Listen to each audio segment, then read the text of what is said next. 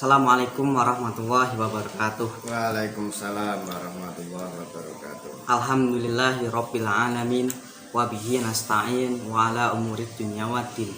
Wassalatu wassalamu ala asrofil anbiya'i wal mursalin sayyidina wa maulana Muhammadin wa ala alihi wa sahbihi asmain. La haula wala quwwata illa billahil aliyil azim, amma ba'd. Puji syukur alhamdulillah kepada Allah Subhanahu wa taala yang telah memberikan kita nikmat yang sangat banyak sekali. Terutama pada kesempatan kali ini kita bersama-sama dengan Abah Syabadi yang mungkin nanti akan mengulik tentang kehidupan sehari-hari dalam sudut pandang filsafat di channel Deras Kehidupan. Tak lupa salam kita aturkan kepada Nabi Agung Muhammad Sallallahu Alaihi Wasallam yang telah merubah zaman jahiliyah ke zaman ilmu pengetahuan, dan semoga kita kelak mendapatkan syafaatnya dan menjadi umatnya, amin ya rabbal alamin. Amin. Pada kesempatan kali ini kita bersama dengan Abah Syabadi yang mungkin nanti akan mengobrolkan tentang kehidupan sehari-hari dalam sudut pandang filsafat. Tapi sebelum jauh ngobrol-ngobrol dulu, ya saya mau bercerita dulu sama Abah Syabadi dan juga teman-teman. Mungkin juga teman-teman merasakan sama saya juga. Jadi saat ini tuh saya ngaji teman-teman, dan juga kuliah, dan di kuliah itu saya mendapatkan filsafat nih Bang. Tapi dalam pembelajaran itu saya belum paham untuk materinya tersebut, sehingga nilai saya itu buruk gitu kan daripada mata kuliah yang lain. Jadi mungkin nanti Abah Syabadi bisa memberikan pemahaman yang enak untuk paham dari saya sendiri juga mungkin teman-teman. Nah, jadi kalau membicarakan filsafat itu pasti akan mempunyai sebuah pertanyaan-pertanyaan yang sangat banyak sekali. Nah, saat ini mungkin saya akan bertanya pada Abah Syabadi untuk mengulik biar saya itu paham gitu Bang. Jadi jangan lupa mungkin subscribe dulu, like gitu ya. Ya, biar seperti channel-channel yang lainnya pasti bilang channel namanya Deras Kehidupan gitu ya. Teman-teman jangan lupa subscribe sama like-nya nih. Jadi kembali lagi dengan ngobrol seputar kehidupan sehari-hari di dalam sudut pandang filsafat ini. Jadi begini Bang, pertanyaan yang pertama mungkin ya, kalau mempelajari ilmu pasti yang namanya pertama kali akan dibahas itu pengertian dulu, juga filsafat mungkin ya. Jadi apa sih itu filsafat itu Bang? Pengertian filsafat itu sendiri apa? Baik, terima kasih. Assalamualaikum warahmatullahi wabarakatuh. Waalaikumsalam warahmatullahi wabarakatuh. Berbicara filsafat sebetulnya berbicara sebuah proses kita dalam berpikir. Nah, filsafat dalam arti yang luas adalah berpikir kritis. Jadi filsafat bukan sesuatu yang jauh dari kita sebetulnya. Akan tetapi di dalam perkuliahan biasanya, nah ini baru filsafat dipelajari secara sistematis, dan tujuannya adalah untuk membangunkan daya pikir seseorang, daya pikir mahasiswa umumnya, agar berpikir secara lebih kritis, mendalam, dan tentu saja universal. Karena sebetulnya akal pikiran itu universal. Akal itu universal. Dan akal yang murni itu datangnya bukan dari kita sendiri. Bahkan akal itu sebetulnya asal mulanya adalah pemberian anugerah dari Sang Pencipta. Akal murni, akal yang suci, fitrahnya manusia itu sebetulnya asalnya adalah dari Sang Pencipta itu. Maka seharusnya orang yang punya pikiran yang universal itu akan mewarisi sifat-sifat dari akal itu, yaitu rahmatan lil alamin. Ya, walaupun sebetulnya gelar rahmatan lil alamin itu hanya untuk kekasih Nabi kekasih Allah ya, yaitu Nabi Muhammad SAW. Tetapi warisan pemikirannya universal itu bisa diterima oleh semua umat manusia. Wa ma arsalnaka illa rahmatan lil alamin. Begitu. Nah, akal yang murni, akal yang langsung ini biasanya sifatnya intuitif. Nah, jadi itu nanti dalam pembahasannya lebih lanjut tentang sumber-sumber pengetahuan itu nanti kita akan mengenal ada alam pikiran bayani, alam pikiran burhani, dan alam pikiran intuisi atau irfani, kayak namamu ya. Ya, namaku Irfan. Nah, irfani. Nah, itu adalah, kalau menurut saya itu justru akal yang asli. Irfani itu akal langsung yang datangnya dari ilahi. Jadi begitu. Atau bisa juga diartikan sebagai alam rohani, akal rohani, begitu. Tetapi dalam akademis ya pasti kita juga akan mengenal metode-metode, metode berpikir, metode menguji kebenaran itu ada dalam filsafat itu. Jadi secara umum filsafat itu adalah sebuah keterampilan berpikir menurut metode-metode yang sudah disistematiskan di dalam filsafat. Jadi secara umum begitu. Kalau definisinya sendiri atau pengertiannya secara bahasa, ya filsafat itu asalnya dari kata Yunani ya, filosofia. Tetapi dalam sejarahnya sebetulnya penggunaan istilah filsafat itu yang pertama kali menggunakan adalah orang-orang Arab. Ya, orang-orang Arab yang menerjemahkan karya-karya para filosof Yunani. Tetapi saat itu oleh orang Yunani itu tidak dikatakan sebagai filosofia, tetapi sebagai epistem. Ya, filsafat yang kita kenal hari ini di dalam sejarah Yunani itu sebetulnya hanya disebut sebagai episteme. Nah, baru disebut sebagai filsafat itu oleh orang-orang Arab. Ya, falsafatun atau filsafatun. Nah, dari wazan fa'lala, falsafa, kan begitu. Ya, dan menjadi masdar. Jadi falsafatun.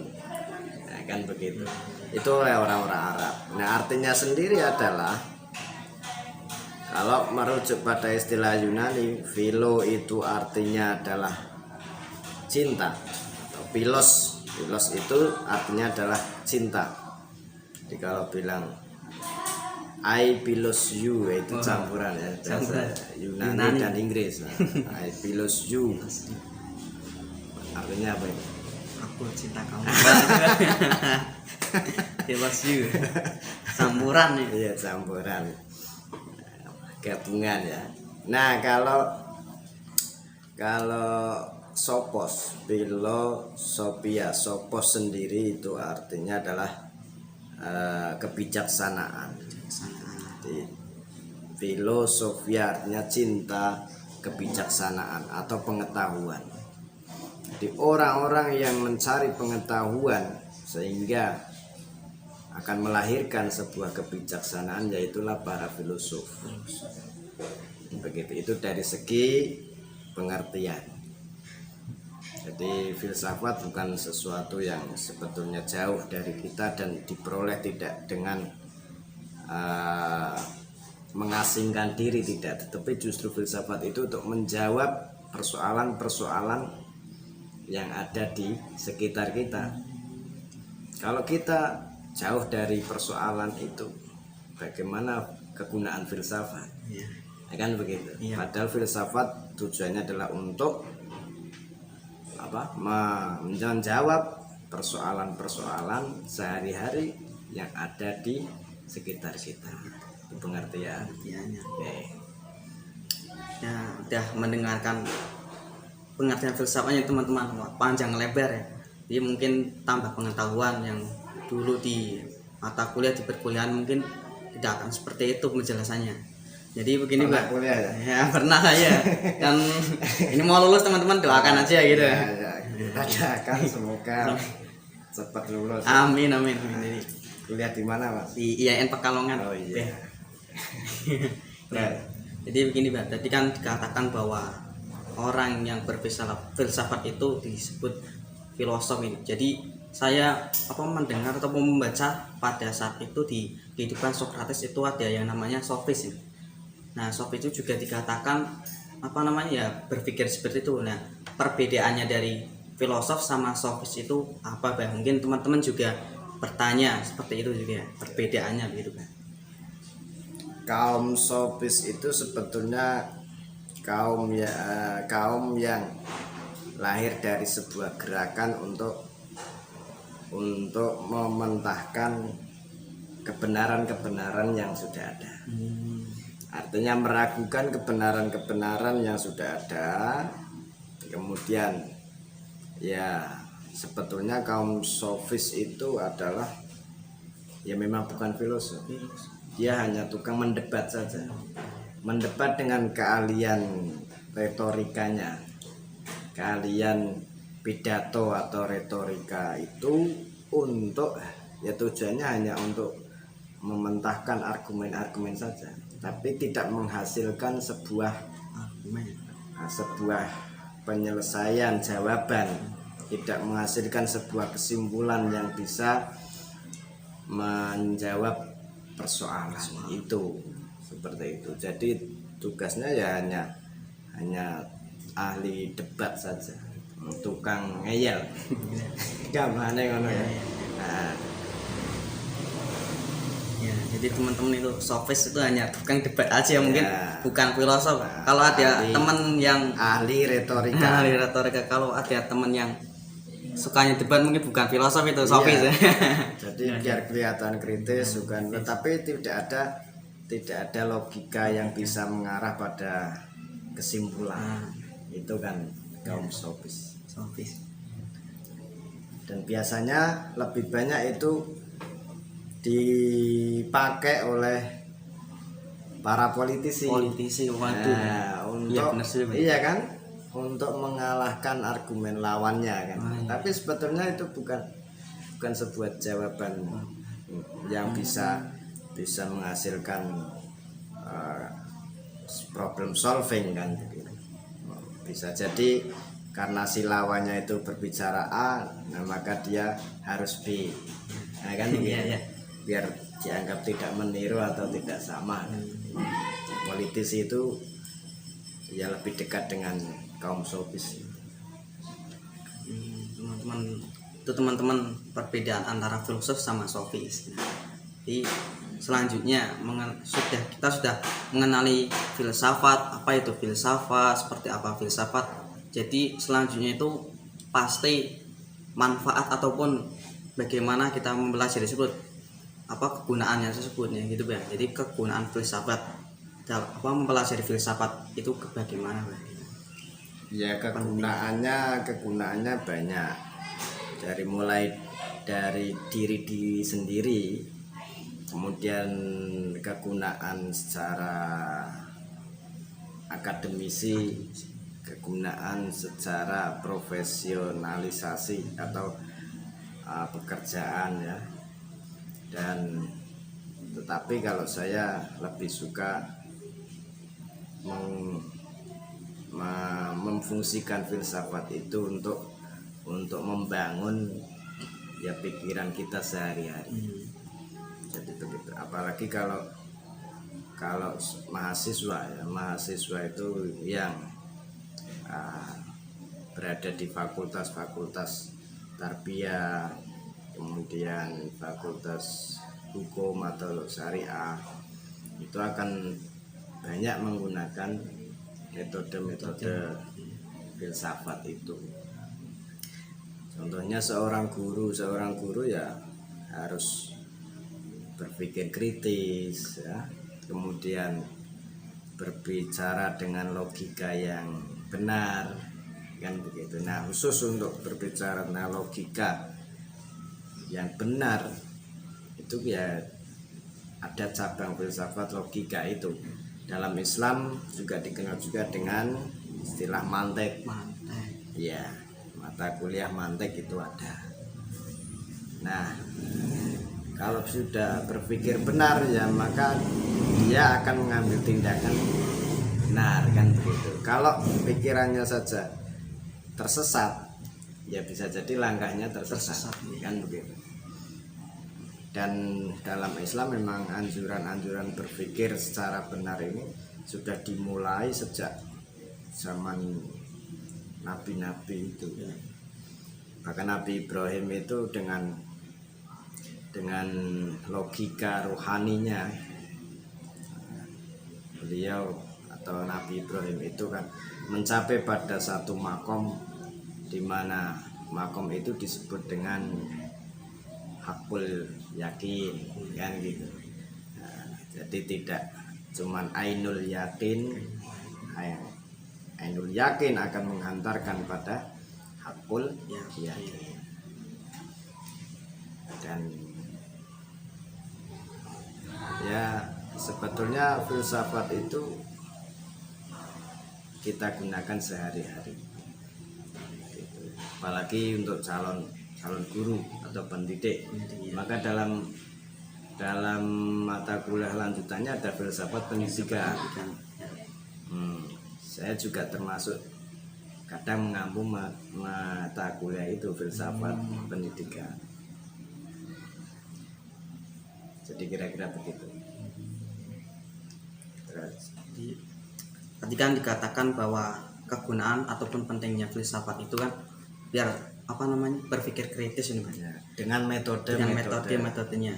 Jadi banyak sekali mahasiswa ataupun orang yang mempelajari filsafat itu untuk kegunaan hanya mengkritisi orang-orang begitu. Yang mengkritisi hanya untuk kritis istilahnya menyombongkan diri kecerdasannya begitu. Nah, menurut Abah sendiri seperti apa? Ya, padahal kan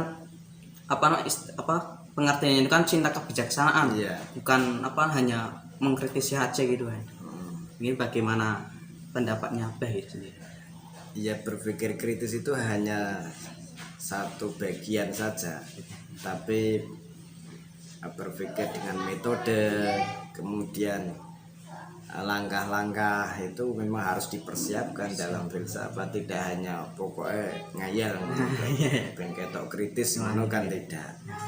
Jadi itu ya termasuk kesalahpahaman, anggapan saja. Tapi paling tidak itu sudah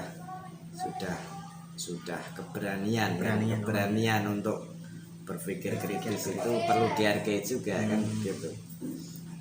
Nah, karena yang dilakukan di dalam filsafat itu juga ada namanya pengujian, hipotesa, pengujian atau dugaan dulu kan, baru pengujian. Nah, pengujian ini sudah masuk dalam kerangka ilmiah. Pengujian akal juga perlu dilakukan. Apakah pernyataan itu benar atau tidak, kan begitu. Jadi tidak cukup kritis saja. Nah, persiapan untuk berfilsafat itu sebetulnya ada 4 sikap batin. Yang pertama keberanian untuk berpikir kritis itu tadi, menguji secara kritis ya semua konsep-konsep yang sudah ada. Konsep apa saja yang sudah ada itu dia harus berani untuk mengkritisi apa konsep itu tepat atau tidak, masih layak dipakai atau tidak. Dan konsep itu apakah masih bisa untuk menjawab persoalan-persoalan itu apa tidak. Kemudian Persiapannya lagi adalah kesediaan untuk mengajukan hipotesa atau tanggapan awal. Itu biasanya kadang kita hanya berkomentar tapi tidak mengajukan hipotesa. Nah, kan begitu. Mau isone komentar, anak ono apa ngono wae iki salah iki ya kan ngono ya, itu bukan bagian dari cara berpikir filsafat. Jadi harus ada hipotesa awal. Ya, tanggapan awal. Nah, yang ketiga adalah harus punya tekad untuk mendapatkan kebenaran. Jangan cuma menyalahkan. Iya kan? Harus tekad untuk mendapatkan kebenaran itu adalah bagian yang paling suci dalam filsafat. Jadi kebenaran itu dari mana? Dari ilahi kan. Kebenaran yang hak itu dari Allah Subhanahu wa taala. Maka tekad untuk menuju kepada kebenaran itu ya harus dimulai dengan langkah yang tepat juga. Kan begitu. Ya, yang keempat adalah kemampuan untuk apa ya, memisahkan kepribadian yang subjektif harus menuju pada kepribadian yang objektif. Kalau kita subjektif, sifatnya subjektif, didasari saya ini basicnya ini, jadi harus begini kan gitu. Itu kadang belum bisa menyelesaikan persoalan. Jadi harus objektif, harus melepaskan dulu atribut apa ya? Ya, latar belakangnya dirinya sendiri, dianya sendiri. Baik organisasi, baik apa itu madhab kan begitu. Nah, itu dia harus memisahkan diri antara berpikir sebagai seorang yang subjektif dan dia harus melepaskan itu menjadi seorang yang objektif, melihat persoalan secara jernih, tidak didasari kepentingan. Itu tim sukses. Nah, akhirnya bicaranya ya sebagai tim sukses, bagaimana caranya untuk memenangkan calonnya itu kan begitu. Nah, itu tidak bisa, dia harus melepaskan diri dari atribut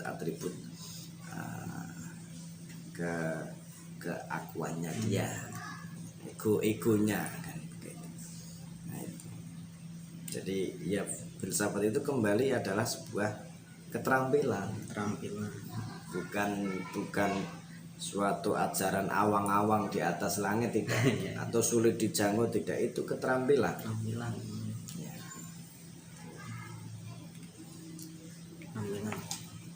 Itu teman-teman kegunaan filsafatnya itu sendiri. Jadi udah pengertian, kegunaan. Nah, jadi ini prakteknya di kehidupan sehari-hari itu.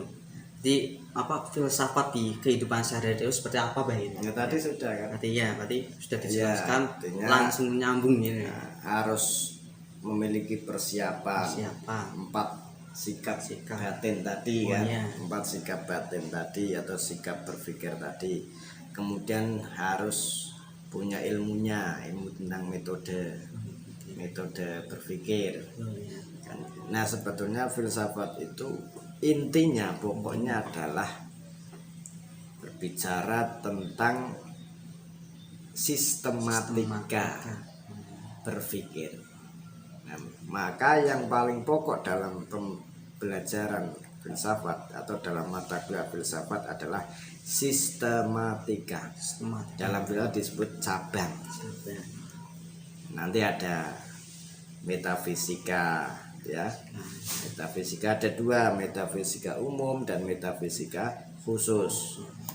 Metafisika umum itu ontologi, sedangkan metafisika khusus nanti ada cabang-cabang yang lebih spesifik lagi.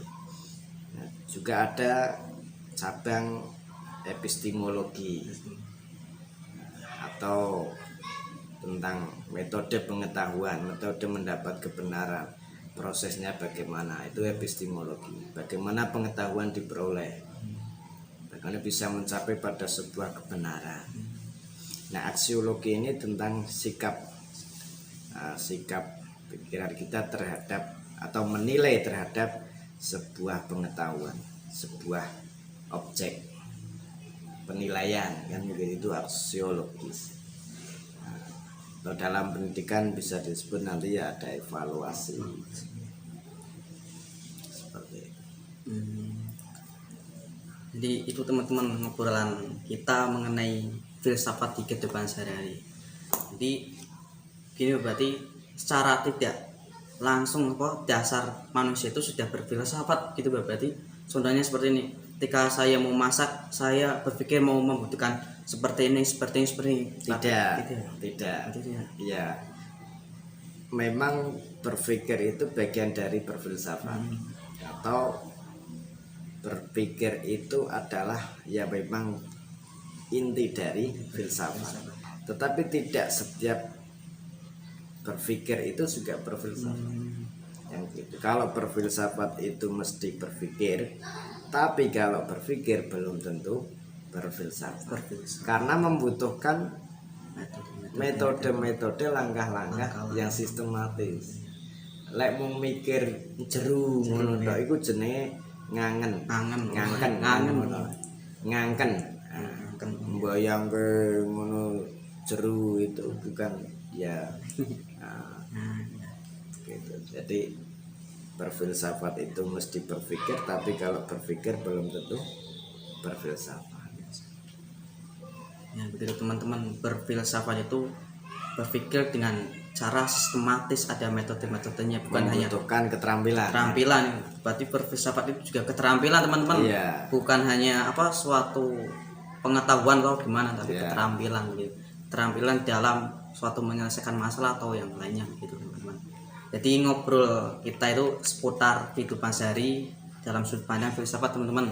Jadi mungkin nanti apabila teman ada pertanyaan bisa ditulis di kolom komentar. Nanti mungkin aku akan menjawabnya. Jangan lupa juga ya subscribe, like, share, komen teman-teman ya, untuk mendukung channel kita mungkin ya.